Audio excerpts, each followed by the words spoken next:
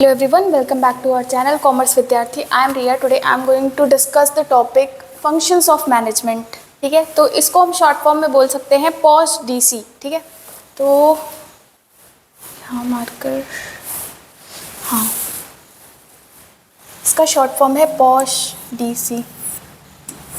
Posh DC. ठीक है, तो इसका मतलब क्या होता है? Planning, organising, staffing, directing and controlling. Shortcut में बोलते हैं तो फंक्शंस ऑफ मैनेजमेंट जो हमारे होते हैं उसका मतलब होता है प्लानिंग, फिर उसके बाद ऑर्गेनाइजिंग, फिर स्टाफिंग, फिर डायरेक्टिंग, फिर कंट्रोलिंग. ठीक है, तो इसको शॉर्ट फॉर्म में हम ऐसे भी लिख सकते हैं. ठीक है, शॉर्ट फॉर्म तो हो गया. अब ठीक है, डिस्कस करते हैं. सबसे पहला जो हमारा इसमें फंक्शन आता है वो होता है प्लानिंग. प्लानिंग क्या होता है? प्लानिंग हम किसी भी चीज़ को करने से पहले एक प्री प्लान मतलब एक ऑब्जेक्टिव रखते हैं कि हाँ हमें ये करना है, क्या करना है, कैसे करना है, किस तरह से करना है. ठीक है, तो ये हमारी होती है प्लानिंग. ठीक है, जो बेस होता है हमारा किसी भी काम को करने के लिए. ठीक है, पहले प्लान करेंगे कि हाँ भाई हमें ये चीज़ करनी है और ये चीज़ किस तरह से होगी, कहाँ से हम रिसोर्सेस ऑर्गेनाइज करेंगे वगैरह वगैरह. ठीक है, तो अब इसकी डेफिनेशन भी देख लेते हैं. Setting objectives and determining the best course of actions to achieve them. ठीक है, एक ऑब्जेक्टिव बनाते हैं, फिर उसको अचीव करने के लिए एक best course of action choose करते हैं. ठीक है, अब इसमें की एक्टिविटीज़ क्या क्या इन्वॉल्व होती हैं? इसमें होता है setting short term and long term goal. इसमें क्या करते हैं हम? शॉर्ट टर्म और लॉन्ग टर्म गोल्स को सेट करके चलते हैं. ठीक है, फिर उसके बाद आइडेंटिफाइंग रिसोर्सेज एंड कॉन्स्टेंट्स. यहाँ पे क्या करते हैं? रिसोर्सेज और कॉन्स्टेंट्स को क्या करते हैं? आइडेंटिफाई करते हैं जो जो चीज़ें हमें लगने वाली हैं. ठीक है, जैसे ह्यूमन रिसोर्सेज हो गए या फिर पैसा वगैरह हो गया, मनी वगैरह कितना लगने वाला है. ठीक है, उसके बाद जो आता है हमारा वो होता है developing strategies and contingency plans. इसके बाद क्या करते हैं? वो उस चीज़ को हमें अचीव करने के लिए कौन कौन सी स्ट्रैटेजीज़ की ज़रूरत पड़ेगी, क्या क्या करना पड़ेगा, कैसे प्लान करना पड़ेगा उसको. ठीक है, किस तरह से अचीव करेंगे उस गोल को. ठीक है, तो इसकी इंपॉर्टेंस क्या होती है प्लान करने के लिए? अब कोई भी चीज़ आप स्टार्ट करेंगे तो सबसे पहले प्लान करना ज़रूरी होता है. बिना प्लानिंग के आप कोई चीज़ ऑर्गेनाइज नहीं कर सकते या फिर उसका आउटकम नहीं सोच सकते. ठीक है, सबसे बेसिक जो हमारी चीज़ होती है वो प्लान करना होता है. तो इंपॉर्टेंस क्या होती है? Provide a clear direction and prepare the organisation for future challenges. ठीक है, तो यहाँ पे क्या करता है? एक क्लियर डायरेक्शन देता है. ठीक है, जो आगे फ्यूचर में आने वाले चैलेंजेस होते हैं उनके लिए. ठीक है, उसके बाद आते हैं अगला हमारा ऑर्गेनाइजिंग. ठीक है, ऑर्गेनाइजिंग क्या होता है? जो हमारी ह्यूमन रिसोर्सेज होती है, हमें रिसोर्सेज को और जैसे मैन पावर वगैरह हो गया, अब प्लान तो कर लिया, अब दूसरा फेज हमारा जो आता है, दूसरा स्टेप होता है वो ऑर्गेनाइज करना होता है. यहाँ पे हमें क्या करते हैं? मैन पावर और मनी दोनों को एक साथ लाके कोऑर्डिनेट करते हैं. ठीक है, तो अब डेफिनेशन देखते हैं. Structuring resources and task to achieve the objective. जो हमारी रिसोर्सेज होती है और टास्क को क्या करते हैं? एक साथ लाके स्ट्रक्चर करते हैं उसको, मतलब एक साथ बनाते हैं. ठीक है, उसके बाद इसकी की एक्टिविटीज़ क्या क्या होती है? एलोकेटिंग रिसोर्सेज, रिसोर्स को एलोकेट करना, जैसे कितनी मैन पावर लगेगी, कितना फाइनेंस लगेगा, क्या क्या चीज़ें. ठीक है, उसके बाद डिफाइनिंग रोल्स एंड रिस्पॉन्सिबिलिटीज़, सबको उनके रोल्स और रिस्पॉन्सिबिलिटीज़ बताना. और फिर उसके बाद establishing communication channels and workflow, communication channels बनाना और काम कैसे चलेगा, किस फ्लो में. ठीक है, कहाँ से किसको क्या करना है. अब इसके बाद आता है इसका इंपॉर्टेंस क्या होता है? Creates a framework for efficient resources. ये क्या करता है? एक फ्रेमवर्क, एक प्रॉपर जैसे फ्रेमवर्क मतलब एक प्रॉपर वे बताता है कि कैसे हमें हमारे जो रिसोर्सेज हैं उसको एफिशिएंटली यूज़ करना है. ठीक है, जिससे हमारे वेस्टेज ना हो. अब आते हैं तीसरा स्टाफिंग. जो हमारी खाली जगह होती है मतलब वैकेंट प्लेसेस, उनको फिल करने के प्रोसेस को हम लोग बोलते हैं स्टाफिंग. ठीक है, अब एक प्रॉपर डेफिनेशन इसकी है. Recruiting, selecting, training and retaining the right people for the right role. यहाँ पे क्या होता है? स्टाफिंग में हम सही लोगों को सही जगह पे, उनके सही जगह पे क्या करते हैं? रिक्रूट करते हैं, मतलब उनकी जो वैकेंट प्लेसेस होती है वहाँ पे उनको फिल करते हैं. सही जगह पे सही रोल, जिसको जहाँ काम रहेगा, जिसका जहाँ, वहाँ पे उसको रखते हैं सही जगह पे. ठीक है, उसके बाद इसकी की एक्टिविटीज़ क्या होती है? जॉब एनालिसिस एंड डिज़ाइन, कि भाई किसको क्या जॉब प्रोवाइड करनी है. ठीक है, और उसको किस तरह से करना है. उसके बाद दूसरा इसका एक्टिविटी क्या होता है? Recruitment and selection process. Recruit करता है मतलब लोगों को लेता है, सिलेक्ट करता है. ठीक है, ये प्रोसेस को कहते हैं. Training, development and performance appraisal. Train करता है. अब ऐसा है कि जैसे नए नए स्टाफ को जब सिलेक्ट करते हैं, स्टाफिंग करते हैं, तो उनको हर चीज़ पहले से तो आती नहीं रहती है, तो यहाँ पे हम उनको ट्रेन करते हैं. ठीक है, आगे के लिए. उसके बाद इसकी इंपॉर्टेंस क्या होती है, ensures the organisation has skilled and motivated persons. अब भाई सीधी सी बात है, कोई भी अनस्किल्ड लोगों को तो लेना नहीं चाहेगा, तो यहाँ पे क्या होता है, इसकी इंपॉर्टेंस इसलिए भी होती है स्टाफिंग की, ताकि हमें स्किल्ड लोग मिले अपने काम को करने के लिए, अच्छे खासे जिस जगह पे काम की ज़रूरत हमें है उसी हिसाब के लोग मिले, ठीक है।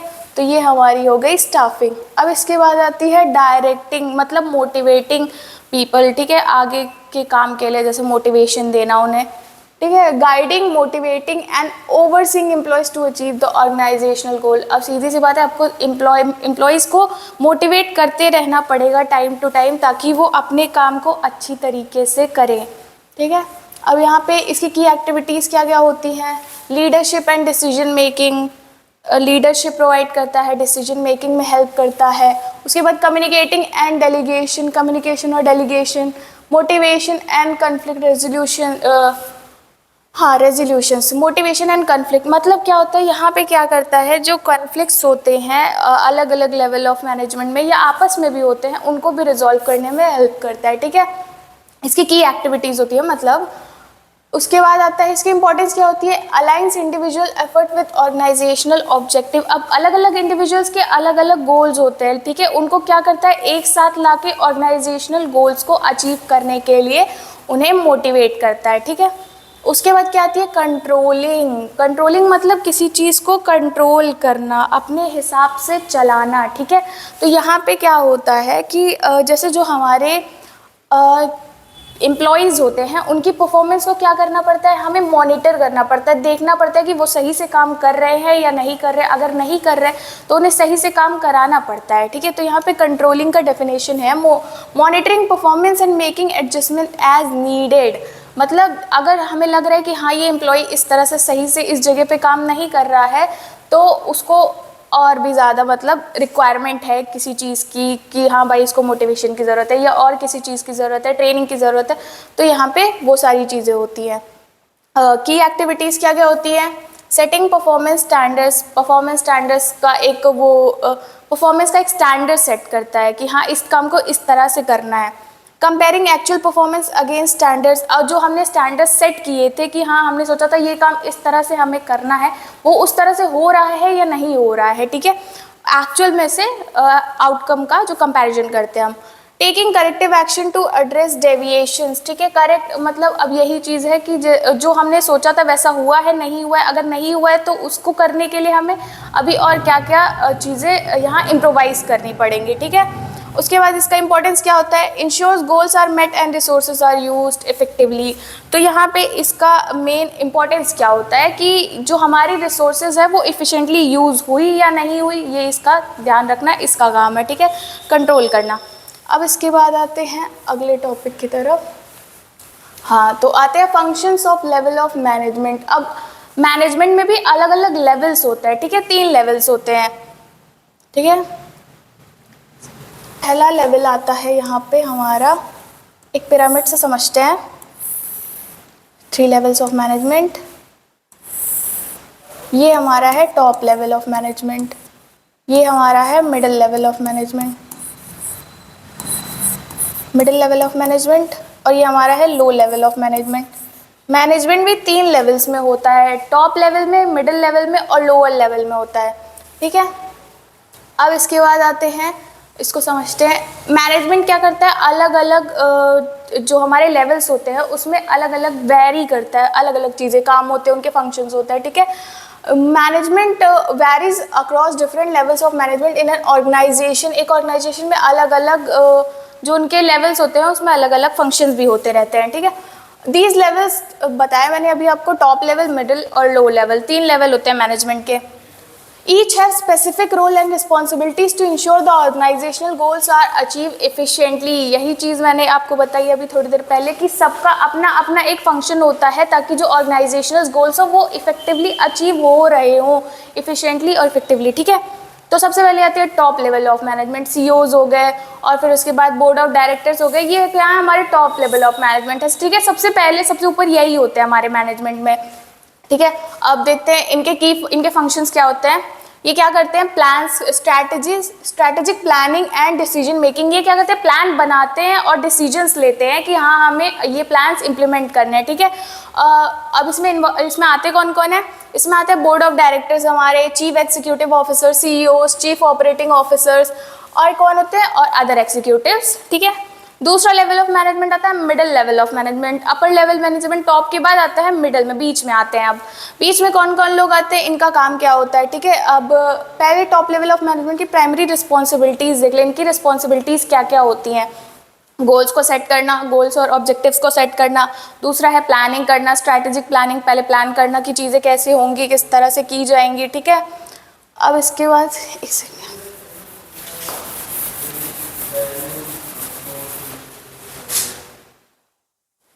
अब इसके बाद इसका और क्या फंक्शन है, पॉलिसी फॉर्मुलेशन, पॉलिसीज़ बनाना अपने ऑर्गेनाइजेशन के लिए कि कौन कौन सी चीज़ें ज़रूरी हैं इसमें मतलब वर्क करने के लिए, ठीक है। उसके बाद रिसोर्सेज एलोकेशन, रिसोर्सेज कितनी लगेंगी, कैसे लगेंगी, ठीक है। बजट उसके लिए बनाना, जैसे अब रिसोर्सेज लगेंगी तो सीधी सी बात है उसमें पैसा भी लगेगा, तो उस टॉप लेवल मैनेजमेंट का काम क्या है कि रिसोर्सेज कितनी लगेंगी और उसका खर्चा कितना आएगा वो बताना, ठीक है।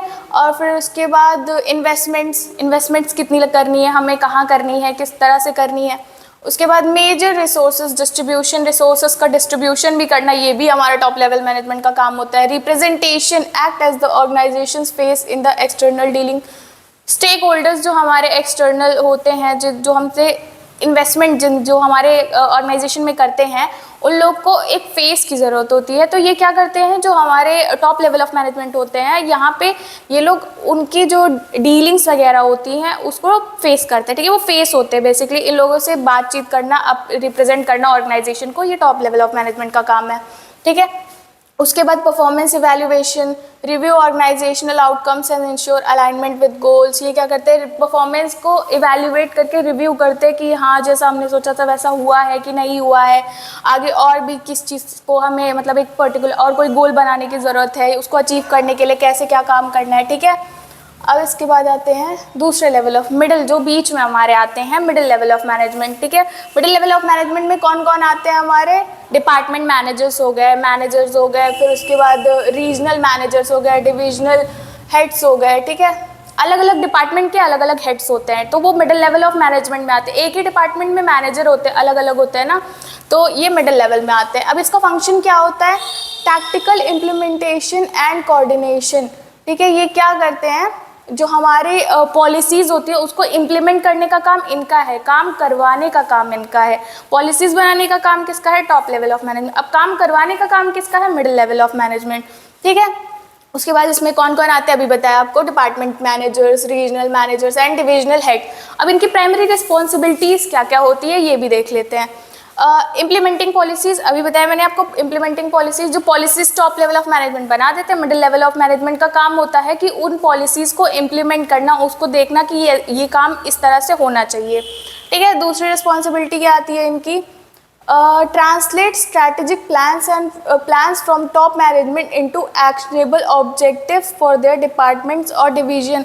अब इनका काम क्या होता है, टॉप लेवल मैनेजमेंट में पॉलिसी बन गई, यहाँ पे आके इम्प्लीमेंट करना होता है, इन्हें देखना होता है कि वो किस तरह से करना है, कैसे करना है, ठीक है। उसको कैसे जो अलग अलग डिपार्टमेंट्स है उसमें डिवाइड किस तरह से करना है, काम को कैसे करवाना है अलग अलग डिपार्टमेंट से, ठीक है। ये इनकी दूसरी रिस्पॉन्सिबिलिटी हो गई। तीसरी है कोऑर्डिनेशन। ये लोग मतलब जो हमारे अलग अलग डिपार्टमेंट्स होते हैं उनकी कोऑर्डिनेशन भी ज़रूरी होती है एम्प्लॉयज़ की, ठीक है। तो इनका काम होता है ये वो भी देखते हैं। Act as a bridge between top management and lower. ये क्या करते हैं, टॉप लेवल मैनेजमेंट और लोअर लेवल मैनेजमेंट के बीच एक ब्रिज का काम करते हैं। मतलब बीच में, अब ऐसा तो है नहीं कि lower level management direct top level से बात कर सकता है, नहीं, ऐसा नहीं होता है, एक प्रोसेस को फॉलो करना पड़ता है। जैसे लो लेवल मैनेजमेंट पहले मिडिल लेवल मैनेजमेंट को बताएगा, मिडिल वाला फिर जाके टॉप को बताएगा, ठीक है। तो ये ऐसे कम्युनिकेशन एज एन ब्रिज काम करते हैं दोनों के बीच में, ठीक है। उसके बाद क्या आता है, रिसोर्सेज मैनेजमेंट। रिसोर्स को मैनेज करने का भी काम इन्हीं का होता है। Allocate resources, budget, man power for specific department function. अलग अलग डिपार्टमेंट में कितनी मैन पावर लगेगी, कितने रिसोर्सेज लगेंगे, ये सारा काम इनका होता है, ठीक है। उसके बाद क्या होता है, मोटिवेशन एंड सपोर्ट। ये क्या करते हैं, जो अपने एम्प्लॉयज़ होते हैं उनको मोटिवेट करते हैं और सपोर्ट करते हैं, ठीक है। लोअर लेवल ऑफ मैनेजमेंट को, जैसे जो हमारे नीचे इनके नीचे वाले होते हैं जिनसे इन्हें काम कराना होता है, उनको क्या करते हैं, कंटिन्यूसली मोटिवेट करते रहते हैं गोल्स को अचीव करने के लिए, ठीक है। जो हमारा एक ऑब्जेक्टिव सेट होता है कि हाँ हमें ये चीज़ें अचीव करनी है, तो ये क्या करते हैं, ये उन चीज़ों में हेल्प करते हैं, उनको मोटिवेट करते हैं, सपोर्ट करते हैं, ठीक है, वो काम करने में। उसके बाद क्या आता है, आ रही थी परफॉर्मेंस मॉनिटरिंग, ठीक है। परफॉर्मेंस मॉनिटरिंग क्या होता है, जो हम अपने एम्प्लॉयज़ होती हैं उनके परफॉर्मेंस को मॉनिटर करते हैं, मतलब जो उनका काम होता है उनको देखते हैं कि वो सही तरीके से कर रहे हैं या नहीं कर रहे हैं, या आगे चल के हमें इसमें और कुछ इम्प्रोवाइज़ करने की ज़रूरत है, उसका एक फीडबैक बना के चलते हैं, हमने जो काम दिया था वो उसी तरह से हो रहा है या नहीं हो रहा है, ठीक है। तो evaluate the performance of teams with in their departments and provide feedback. यहाँ पे क्या करते हैं हम, जो डिपार्टमेंट्स के अंदर जो उनकी परफॉर्मेंस होती है उसको इवेल्युएट करते हैं, मतलब देखते हैं कि किस तरह से वो काम कर रहे हैं, और उनको एक फीडबैक देते हैं कि हो सकता है भाई किसी को ज़रूरत हो इम्प्रोवाइज़ करने की, या किसी को नहीं हो, कोई अच्छा परफॉर्म कर रहा है तो उसको बोलते हैं कि और अच्छे से परफॉर्म करो, या फिर अगर कोई ठीक ठाक परफॉर्म कर रहे हैं कि हाँ तुम बेटर कर सकते हो, इस तरह से फीडबैक भी देते हैं, ठीक है। उसके बाद आता है प्रॉब्लम सॉल्विंग। जो लोअर मतलब जो मैनेजमेंट के लेवल्स होते हैं उनमें भी आपस में डिपार्टमेंट्स के अंदर ही प्रॉब्लम्स होती हैं, तो ये क्या करते हैं, उसको भी सॉल्व करते हैं, ठीक है। तो अब देखते हैं, address issues that arise in the execution of departmental plans. जो डिपार्टमेंटल प्लान्स के अंदर जो हमारी इश्यूज आती हैं उसको क्या करते हैं, देखते हैं, उसको डिस्कस करते हैं, एड्रेस करते हैं, हाँ भाई ये दिक्कतें आ रही है, इस तरह से ये सॉल्व होंगी, ठीक है।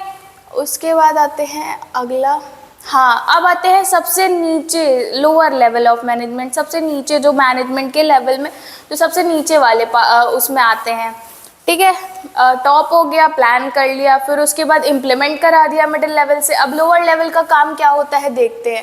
लोअर लेवल सुपरवाइजरी मैनेजमेंट, ठीक है, सुपरवाइजरी मैनेजमेंट की फंक्शंस, इनके फंक्शंस क्या क्या होते हैं, काम को करना लोअर लेवल ऑफ मैनेजमेंट, काम को करवाना middle level of management, plan करना टॉप लेवल ऑफ मैनेजमेंट। तो लोअर लेवल मैनेजमेंट का काम क्या होता है, operational execution and direct supervision, ठीक है।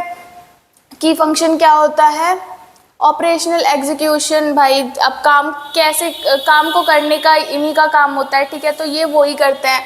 उसके बाद क्या करते हैं, डायरेक्ट सुपरविजन, ये सुपरवाइज भी करते हैं कि हाँ इस तरह से काम किया जाएगा, कि कौन सही काम कर रहा है, कौन सही नहीं काम कर रहा है। और इसके अंदर कौन कौन आते हैं, सुपरवाइजर्स आते हैं, फोरमैन्स आते हैं, टीम लीडर्स आते हैं, फ्रंटलाइन मैनेजर्स आते हैं, ठीक है। तो इसके अंदर कौन कौन आते हैं, सुपरवाइजर्स जो काम को करने का तरीका बताते हैं, ठीक है, तो उसको हम सुपरवाइजर कहते हैं। उसके बाद यहाँ पे टीम लीडर्स वगैरह भी आते हैं। अब इनकी प्राइमरी रिस्पॉन्सिबिलिटीज़ क्या होती है, टास्क असाइनमेंट। टास्क असाइनमेंट मतलब काम को देना, काम किसको किस डिपार्टमेंट को कितना काम देना है, किस तरह से देना है, ठीक है। Assigning specific task to workers and ensure they understand their duties, मतलब काम को असाइन करना और उनको समझाना कि हाँ एक्चुअल में उनको करना क्या है, उन्हें पता तो है ना ये चीज़। तो ये किसका काम होता है, ये हमारा लोअर लेवल ऑफ मैनेजमेंट का काम होता है। डे टू डे ऑपरेशन, रोज़ के जो काम होते हैं उनको देखने का काम भी इन्हीं का होता है। Overseas daily work activities and maintain work flow, काम सही तरीके से हो रहा है, काम हो रहा है कि नहीं हो रहा है, ठीक है, ये काम किसका होता है, लोअर लेवल ऑफ मैनेजमेंट का काम होता है। काम को देखते रहना कि काम ठीक तरीके से चल रहा है कि नहीं चल रहा है, और उसको मेंटेन करने का। उसके बाद क्या था, गाइडेंस एंड मोटिवेशन, ये क्या करते हैं, गाइड करते हैं, मतलब काम जैसे एम्प्लॉयज़ हमारे काम कर रहे हैं तो उनको गाइड करते हैं कि नहीं इस तरह से नहीं, इस तरह से भी काम को किया जा सकता है, या आपको कोई डीमोटिवेटेड फील कर रहा है, कोई सही तरीके से नहीं काम कर पा रहा है, नहीं समझ पा रहा है, तो उसका काम भी थोड़ी मतलब सिखा सकते हैं कि हाँ तुम इस तरह से करोगे तो ज़्यादा बेटर तुमको रिजल्ट्स मिलेंगे, ठीक है। Directly supervise employees and motivate them to achieve their best performance, क्या करते हैं, एम्प्लॉयज़ को मोटिवेट करते हैं ताकि वो अपना बेस्ट परफॉर्म कर सके, ठीक है। इसके बाद आती है ट्रेनिंग, ट्रेन करना भी इन्हीं का काम होता है। अब सब तो ट्रेन होके आते रही है, कुछ लोग मतलब बहुत नूब टाइप के होते हैं, मतलब अभी जल्दी में आए हुए, हाल ही में आए हुए, तो इसको क्या करते हैं, ट्रेनिंग देने का काम करते हैं, ठीक है। Provide on the job training and support to improve worker skill, सब स्किलफुल नहीं होते हैं, कुछ कुछ लोग अनस्किल्ड भी होते हैं, उनका काम उनको सिखाने की ज़रूरत थोड़ी बहुत पड़ती है कि हाँ काम को किस तरह से करना है एफिशिएंटली, मतलब सही तरीके से, ठीक है। वो जॉब के टाइम पे भी ऐसा सिखा सकते हैं, ऐसा नहीं है कि पहले से ही सब कुछ आता है, नहीं आता है, कुछ लोगों को सीखना भी पड़ता है। और वैसे भी हमें हर चीज़ पहले से थोड़ी पता होती है, हमें भी सीखना पड़ता है, काम के साथ साथ ही सीखना पड़ता है, ठीक है। उसके बाद आते हैं क्वालिटी कंट्रोल। क्वालिटी कंट्रोल देखना कि जो हमने एक स्टैंडर्ड सेट कर रखा है क्वालिटी का, वो फॉलो हो रहा है या नहीं हो रहा, क्योंकि क्वालिटी सबसे ज़रूरी चीज़ होती है आपके प्रोडक्ट के लिए या फिर ऑर्गेनाइजेशन के लिए। अगर आप क्वालिटी ही नहीं प्रोवाइड करोगे तो सीधी सी बात है आपकी ग्रोथ कैसे होगी, ठीक है। तो यहाँ पे आते हैं क्वालिटी कंट्रोल की, देखते हैं क्या होता है। Ensures task and completed accurately and meet the quality standard. Task जो हमने काम दिया है वो सही तरीके से और सही क्वालिटी के साथ हो रहा है या नहीं हो रहा है, ये काम भी किसका होता है, लोअर लेवल ऑफ मैनेजमेंट का। रिपोर्टिंग, रिपोर्ट किसको करते हैं, ये मिडिल लेवल ऑफ मैनेजमेंट को। अब टॉप पे तो डायरेक्ट जाएंगे नहीं, क्योंकि मिडिल वाला टॉप के पास जा सकता है, but lower level of management direct top level of management के काम मतलब को नहीं जा सकता बताने के लिए कि हाँ हमारा काम सही तरीके से चल रहा है। तो ये किसको रिपोर्ट करते हैं, मिडिल लेवल ऑफ मैनेजमेंट को, ठीक है, कि हाँ काम सही तरीके से चल रहा है, नहीं चल रहा है, क्या प्रॉब्लम्स आ रही हैं, क्या चीज़ें हैं। तो ये क्या करते हैं, ये रिपोर्टिंग का काम करते हैं मिडिल लेवल ऑफ मैनेजमेंट को, ठीक है। Provide feedback and update on the team performance to middle level of management. ये क्या करते हैं, फीडबैक प्रोवाइड करते हैं और अपडेट करते रहते हैं टाइम टू टाइम कि हाँ काम सही तरीके से चल रहा है, इस तरह से हो रहा है। किसको करते हैं, मिडिल लेवल ऑफ मैनेजमेंट को, ठीक है। फिर मिडिल क्या करेगा, टॉप लेवल ऑफ मैनेजमेंट को रिपोर्ट करेगा। अब अगला टॉपिक, हाँ तो यहाँ तक अभी के लिए बस यहीं तक देखते हैं। इसके बाद आते हैं हम अगला टॉपिक जो हमारा है मैनेजमेंट एज साइंस। मैनेजमेंट भी हमारा साइंस, आर्ट और प्रोफेशन, तीन तरीके से देखा जाता है, ठीक है। पहला तो हमारा साइंस। साइंस किस लिए होता है हमारा मैनेजमेंट, क्योंकि इसमें भी बहुत सारी थ्योरीज होती हैं, ठीक है। और एक यूनिवर्सली एप्लीकेबल भी होता है मैनेजमेंट, ठीक है, यूनिवर्सल एप्लीकेबिलिटी। और यहाँ पे क्या होती है, सेट ऑफ थ्योरीज भी होती है, तो इसीलिए मैनेजमेंट को हम साइंस भी कह सकते हैं, ठीक है। अब इसका मतलब देखते हैं कि मैनेजमेंट को हम साइंस कहते क्यों है एग्जैक्टली, ठीक है। Management uses systematic knowledge, principles and theories that are tested and universally applicable. Management as a science इसलिए होता है, जैसे साइंस में हम कुछ एक्सपेरिमेंट पे बेस्ड थ्योरीज वगैरह सेट करते हैं, ठीक उसी तरह से मैनेजमेंट में भी कुछ प्रिंसिपल्स को फॉलो करते हैं, थ्योरीज को फॉलो करते हैं, जो कि थ्योरीज जो क्या होती है, यूनिवर्सली एप्लीकेबल होती हैं, मतलब सब पे लागू होती हैं, ठीक है। इसीलिए हम मैनेजमेंट को साइंस कहते हैं। एग्जाम्पल जैसे principle like division of work, काम को डिवाइड करने का जैसे एक प्रिंसिपल होता है, ये यूनिवर्सली एप्लीकेबल होता है, सबके ऊपर होता है, हर तरह की ऑर्गेनाइजेशन, हर किसी के ऊपर, ठीक है। और यूनिटी ऑफ कमांड हो गया, guide managers in organising task. इसकी वजह से क्या होता है, जो मैनेजर्स होते हैं उनको जो टास्क होता है उसको ऑर्गेनाइज करने में इफेक्टिवली मतलब हेल्प करता है, ठीक है। अब इसको देखते हैं, ये साइंस मतलब क्यों कहा जाता है कि मैनेजमेंट साइंस है। Based on observation and experiment, observation और एक्सपेरिमेंट पे बेस्ड होता है, सीधी सी बात है। पहले साइंस में क्या होता है, हम कोई एक प्रैक्टिकल करते हैं, उसको ऑब्जर्व करके फिर उसके बाद उसका रिजल्ट लिखते हैं, ठीक उसी तरह मैनेजमेंट में भी होता है, ऑब्जर्वेशन पे बेस्ड होता है, ठीक है। एक्सपेरिमेंट करते हैं, उसके बाद ऑब्जर्व करते हैं, फिर रिजल्ट्स आते हैं हमारे, ठीक है। उसके बाद क्या है, uses cause and effect relationship. इसमें भी क्या होता है, कॉज और इफेक्ट का रिलेशनशिप होता है कि अगर हम ये काम इस तरह से करेंगे तो इसका रिजल्ट ये इस तरह से आएगा, ठीक है। तो यहाँ पे भी एक ये रिलेशन फॉलो होता है। Provide general principles that can be applicable to real world problems. ये क्या होता है, ऐसी प्रिंसिपल्स को वो करता है, प्रोवाइड करता है, ऐसे प्रिंसिपल्स को बताता है जो जो यूनिवर्सल प्रॉब्लम होते हैं, रियल टाइम प्रॉब्लम्स होते हैं, उन पे काम करते हैं, ठीक है, जो अप्लाई हो सकते हैं, उन पे काम करते हैं, अप्लाई करते हैं, सेम चीज़ है, ठीक है। अब उसके बाद मैनेजमेंट एज अ साइंस, हाँ अब देखते हैं मैनेजमेंट साइंस है तो मैनेजमेंट आर्ट भी है। आर्ट क्या होता है, किसी चीज़ को स्किलफुली लिखने का तरीका, ठीक है। या फिर रिप्रेजेंट करने का तरीका। अब डेफिनेशन में इसको डिफाइन कैसे करेंगे, व्हाट इट मीन्स, इसका मतलब क्या होता है। Management requires creativity, personal skills and experience to apply knowledge in real situation effectively. मतलब क्या होता है, आर्ट का मतलब क्या होता है, किसी चीज़ को स्किल्स के साथ रिप्रेजेंट करना, क्रिएटिविटी के साथ रिप्रेजेंट करना, ठीक है, उसको अपने पर्सनल एक्सपीरियंस उसमें अप्लाई, मतलब नॉलेज, जो पर्सनल नॉलेज होता है उसको अप्लाई करना, ठीक है, और जिससे हमारा काम क्या हो, इफ़ेक्टिवली हो। हाँ, ठीक है, रियल सिचुएशंस में। अब एग्जांपल्स क्या है, इसका एग्जांपल देख लेते हैं। A manager uses innovative leadership techniques to motivate employees to achieve target. अब जो मैनेजर होता है वो एक क्या बोलते हैं, इनोवेटिव तरीका ढूंढता है अपने एम्प्लॉयज़ को मोटिवेट करने के लिए। अब वो मोटिवेशन किसी भी तरीके से हो सकती है कि अगर आप सही से काम करोगे तो आपको रेज मिलेगा या फिर ऐसा कुछ। तो यहाँ पे इस तरह से वो अपनी मैनेजमेंट को भी अच्छी तरीके से यूटिलाइज कर रहा है, उसकी मैनेजमेंट स्किल्स अच्छी हैं, इसी वजह से तो एम्प्लॉयज़ मोटिवेट होकर उससे काम अच्छी तरीके से कर रहे हैं, ठीक है। अब देखते हैं कि आर्ट, इसमें आर्ट के क्या क्या चीज़ें होती हैं, ठीक है। Requires practical application of skills and creativity, ठीक है। रिक्वायर, इसमें क्या रिक्वायरमेंट होती है, जो हमारी स्किल्स और क्रिएटिविटी होती है, प्रैक्टिकली वो चीज़ क्या बोलते हैं, requires practical application of skills and creativity.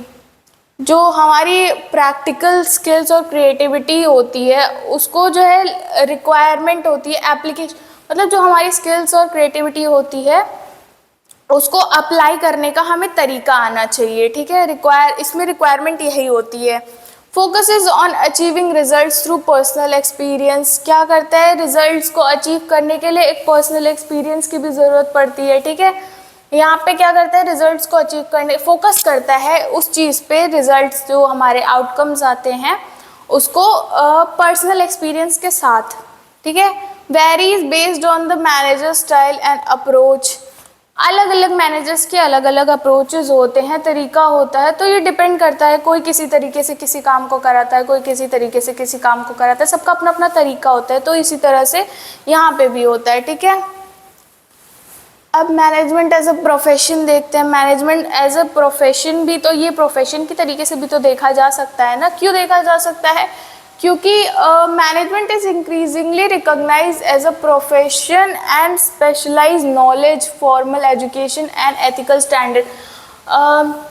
हम मैनेजमेंट का कोर्स भी करते हैं, ठीक है। जैसे ग्रेजुएशन के बाद हम मैनेजमेंट का कोर्स करते हैं, किस लिए करते हैं, एक स्पेसिफिक फील्ड में नॉलेज लेने के। तो मैनेजमेंट की भी तो क्लासेस चलती हैं। जो MBA होता है वो किस लिए होता है, इसी चीज़ के लिए होता है, एक पर्टिकुलर फील्ड में हम स्किल्स गेन करते हैं, और ये फॉर्मल एजुकेशन होता है, इसकी एक डिग्री भी मिलती है हमें, ठीक है। तो सेम इसी तरह से मैनेजमेंट को प्रोफेशन किस लिए कहा जाता है, क्योंकि ये एक स्पेशलाइज स्किल्स जो है, जो फॉर्मल स्पेशलाइज नॉलेज होती है फॉर्मल एजुकेशन के थ्रू जो हम अचीव करते हैं या लेते हैं, ठीक है, एथिकल स्टैंडर्ड्स वगैरह। अब इसके एग्जांपल देखो, मैंने आपको MBA बताया ना, ग्रेजुएशन के बाद हम MBA क्यों करते हैं, क्योंकि मैनेजमेंट में हमें एक स्पेसिफिक फील्ड में क्या करना होता है, स्किल्स गेन करनी होती हैं, ठीक है। अब इसके बाद आते हैं ये प्रोफेशन क्यों होता है, requires formal training and qualification.